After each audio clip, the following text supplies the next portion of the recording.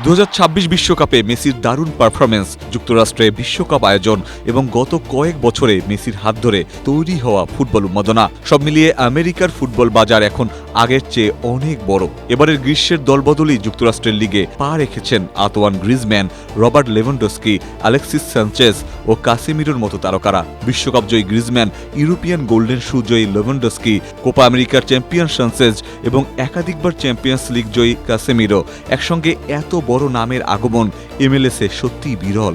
Messi যুক্তরাষ্ট্রে যাওয়ার পর থেকেই লিগটির জনপ্রিয়তা ও আকর্ষণ বেড়েছে ব্যাপকভাবে, আর এবার সেই প্রভাবটা দেখা যাচ্ছে দলবদলের বাজারে।